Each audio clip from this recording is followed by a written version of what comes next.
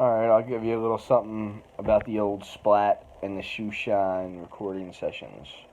Splat and the Shoeshine recording sessions is where I found my creativity. Um, I was on guitar, Splat was singing, and we were working on my Roland VS 1824 track recording device. And we were recording a lot in Chester Springs to start.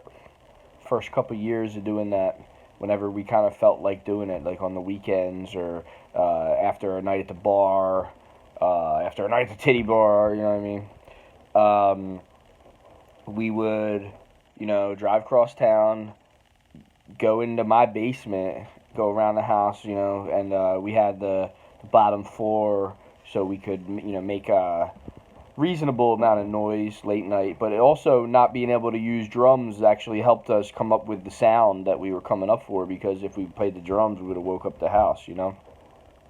So it was a good secluded spot in the middle of nowhere, and we would get down. We would just throw it down the motherfucking drugs, throw down the motherfucking songs, throw down the motherfucking good times. And we rode it hard until Splat crashed and had to hit rehab or AA or whatever.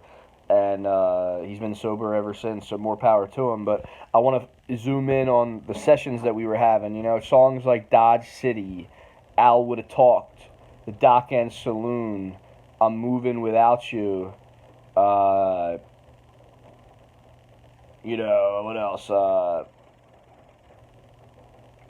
Oh man, Working the Night.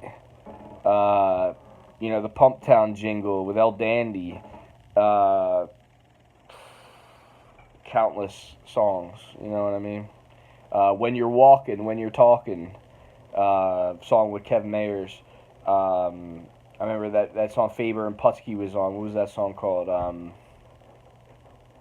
Oh man, can't remember the name of that song, but we had some good times, and the thing was that for Splat's music, we were putting together a dream team of Havertown musicians for it, and it came together nicely. And it was the first time since FSW that came together organically the way that it did.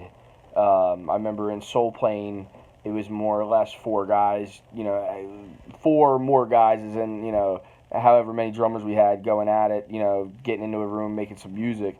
But with this was more of a bigger picture, like as in like there was more people involved, and the umbrella was bigger, as in we were just making and creating. We weren't thinking about like, oh yeah, we got to get this tight, or we got to go,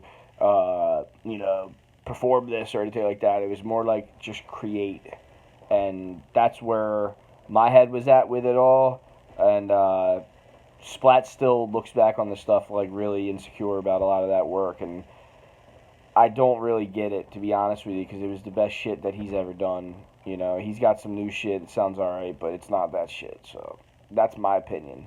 But zooming in on the sessions, I'll talk about Dodge City. Dodge City was a song that Splat started. He wrote the words first, or at least some of the words, and then we got back to my spot. I know he was looking at that machine, that fucking card game machine or whatever the fuck it is, on the bar at Craig's, and it said Dodge City on it, and then I think we might have even hit the shitty titty or whatever the club's called after. But Dodge City was definitely coming from that machine at Craig's, and I remember like when I play guitar, especially when I play with like singers, I'm real good at being able to utilize empathy towards songwriting, and that was something that I always had in my abilities. And Dodge City was one of those songs where it helped, because it's nothing too fancy, it's nothing too crazy, but just the fact that we were able to get inside the song, and he's painting these words like shocked once again in such a troubled town, and then I'm doing this kind of industrial, like this country, yet polluted kind of vibe with the guitar. Dark country, I guess you could call it. Outlaw country. So we're doing that, and then we do it a couple times, and me and him were getting real mad at each other, like, "Yo, man, what the fuck, man? Why are you singing it like that? Sing it like this."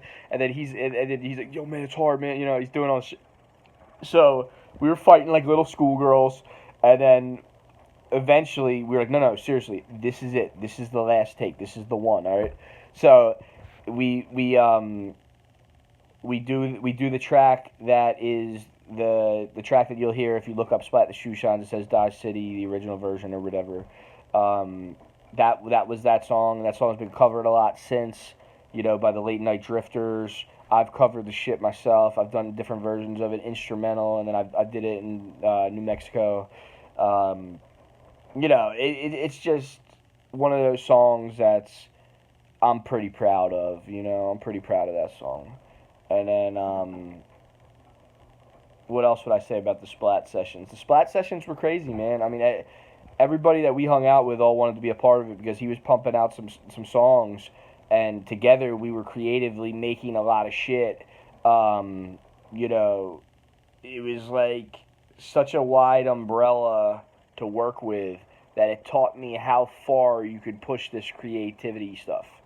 That was the thing that I gained most out of the Splat sessions, was learning how to not only create and be on a different instrument than what you're used to, but utilizing it for creative purposes. I also learned how to produce, and I learned how to visualize and make things happen. Like if you catch a vision, then you gotta complete the vision. And I started to feel that way because we had so much material where I could start naming albums. We were coming up with just some of the craziest fucking names ever. Fire, Fish, Hockey, and Drugs.